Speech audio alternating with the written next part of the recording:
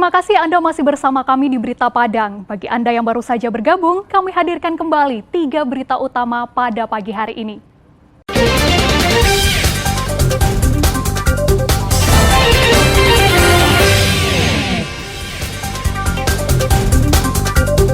Coba kabur dari sergapan polisi. Pengedar sabu-sabu tak berkutik saat dibekuk di halaman rumah seorang warga.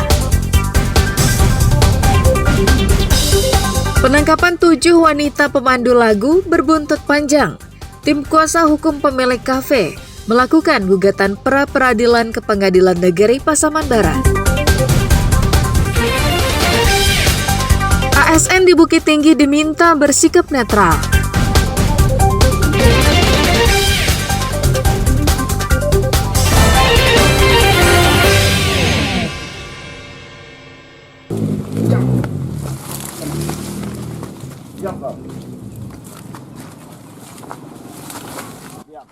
Tim Opsnal Satres Narkoba Polresta Bukit Tinggi dan pengedar sabu-sabu terlibat duel hingga bergulat di halaman sebuah rumah di Jalan Kurai, Kelurahan Parit Antang, pusat kota Bukit Tinggi pada Selasa malam.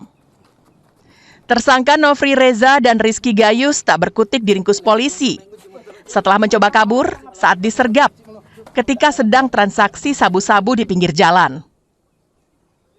Aksi dramatis penangkapan tersangka jadi perhatian warga sekitar. Saat kabur, tersangka membuang telepon genggam, dompet, dan sabu-sabu. Dari tangan Rizky, polisi menemukan tas kecil berisi belasan paket sabu-sabu eceran dan sejumlah uang tunai. Sedangkan di jok depan motor Nofri ditemukan paket besar sabu-sabu yang diperkirakan mempunyai berat 5 gram.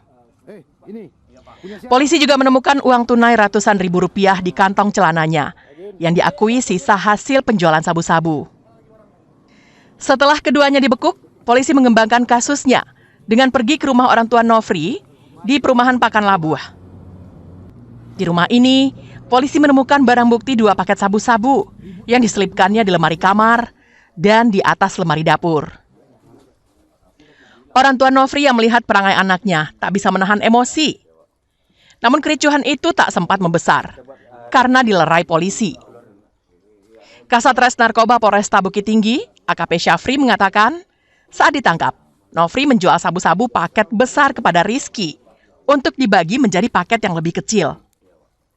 Untuk menyamarkan perdagangan sabu-sabu yang dilakoninya, Rizky berjualan sepatu secara daring. Kami Satres Narkoba Polresta Bukit Tinggi berusaha melakukan penggerebekan ya.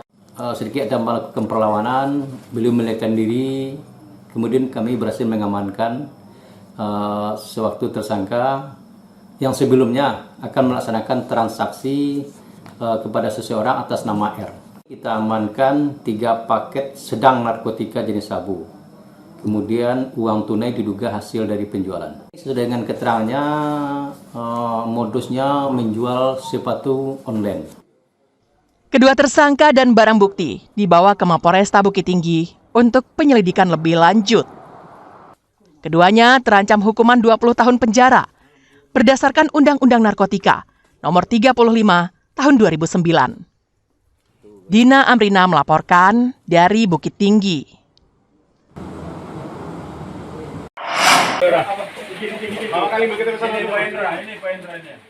Pasca ditahannya 7 pemandu lagu beberapa waktu lalu di Nagari Parit, Pasaman Barat oleh Satpol PP, tim kuasa hukum pemilik kafe melakukan gugatan pra-peradilan di Pengadilan Negeri Pasaman Barat pada Selasa siang. Menurut mereka, ada beberapa kejanggalan yang dilakukan oleh Satpol PP dan Damkar Pasaman Barat saat melakukan penertiban dan mengirimkan 7 wanita itu ke Panti Rehabilitasi Sosial di Sukarami, Kabupaten Solo. Kejanggalan itu adalah penyidik pegawai negeri sipil atau PPNS tidak dibenarkan menangkap dan menahan seseorang. Selain itu, 7 pemandu lagu itu ditangkap saat tidur, bukan pada saat beraktivitas memandu lagu bagi pengunjung kafe itu. Bagaimana dalam keputusan Menteri Nomor 6 Tahun 2003 itu, bahwa penyidik PPNS itu tidak boleh melakukan penangkapan ataupun penahanan. ada sekitar 5 poin. Cuma yang intinya pada saat ini kita buat terfokus pada pelanggaran HAM ya, karena karyawati klien kami ini ditangkap itu pada saat dia sedang tertidur di kamar. Penggeledahan sementara, izin untuk penggeledahan tidak ada dari Pengadilan Negeri Pasaman Barat.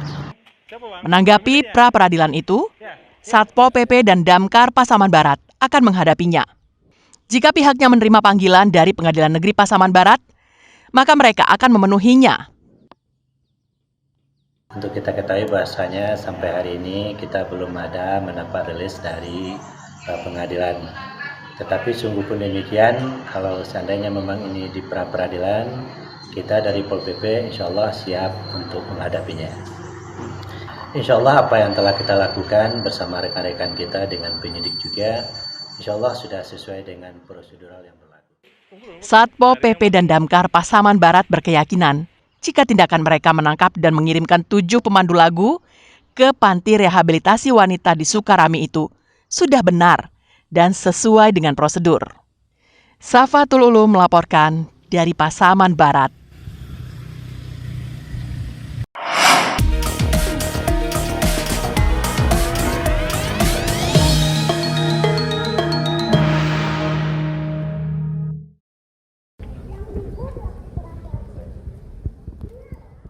Hingga saat ini, 4 pasangan calon wali kota dan wakil wali kota Bukit Tinggi yang bertarung pada pemilihan kepala daerah masih berkampanye di tengah-tengah masyarakat. Untuk mewujudkan pilkada yang jujur dan adil, pejabat wali kota Bukit Tinggi mengimbau aparatur sipil negara untuk menjaga netralitas yang ditandai dengan penandatanganan Fakta Integritas seluruh ASN Bukit Tinggi. Pejabat Wali Kota Bukit Tinggi menegaskan kepada semua ASN untuk menjaga netralitas, jaga sikap, dan tidak terpancing isu negatif. Saat ini masih berlangsung tahapan kampanye yang telah dimulai sejak tanggal 25 September hingga tanggal 23 November 2024. Saya menghimbau kepada ASN, dari PNS, juga non-PNS, termasuk tenaga kontrak di lingkungan Pemko Bukit Tinggi untuk menjaga netralitas dan tidak berpolitik praktis. Yuk, kita jaga netralitas kita hingga berakhirnya proses pemilu kada Kota Bukit Tinggi 2024. Sebelumnya, Bawaslu Bukit Tinggi juga telah menyampaikan kepada pejabat Wali Kota Bukit Tinggi agar ASN dan pegawai kontrak di pemerintahan Kota Bukit Tinggi untuk tidak memihak calon wali kota yang ada. Kita sudah berkoordinasi dengan PJS Wali Kota, sudah menginformasikan banyak hal. Pertama tentang netralitas ASN ya, termasuk juga pegawai kontrak. Kemudian kita juga mengkoordinasikan tentang gambar-gambar ya, gambar petahana misalnya masih dipasang di sarana-sarana atau fasilitas pemerintah seperti kendaraan dan sebagainya itu.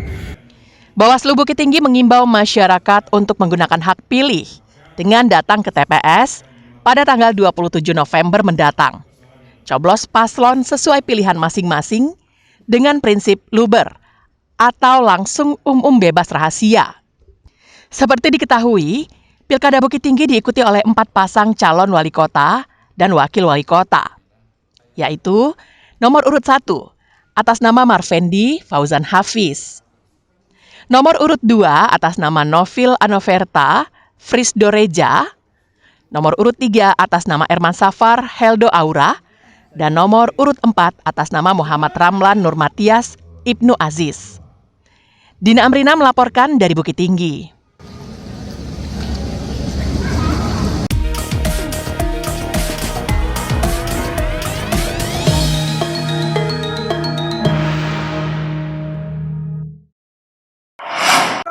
Menjauh. Sedang dihubungi damkar, tunggu lu. Sebuah bengkel yang terletak di Kompleks Cendana Anak Air, Kelurahan Lubuk Buaya, Kota Tangah, pinggiran Kota Padang, ludes terbakar pada Kamis siang. Sebuah mobil sedan dan 1 sepeda motor yang berada di dalam bengkel itu ikut terbakar. Asap kebakaran membumbung tinggi ke langit. Masyarakat sekitar berusaha menjinakkan si jago merah. Namun akhirnya mengurungkan niatnya karena terdengar letusan keras dari mobil yang terbakar. Api baru bisa dipadamkan setelah petugas pemadam kebakaran datang ke lokasi. Hanya butuh waktu setengah jam, api berhasil dijinakkan. Polisi dan warga sekitar membantu memindahkan barang-barang yang masih tersisa. Baik, untuk duga sementara kita belum bisa menentukan itu dugaan yang terjadi kebakaran terhadap bengkel ini. Tapi yang terbakar ada berupa 1 unit mobil, bangunan, dan 1 unit sepeda motor. Untuk dugaan kita lakukan penyelidikan lebih lanjut, nanti perkembangan kita laporkan baik secara tulis maupun secara lisan. Total kerugian kita diperkirakan kerugian lebih kurang 400 juta rupiah. Tak ada korban dalam kebakaran itu. Namun pemilik bengkel mengalami kerugian hingga ratusan juta rupiah.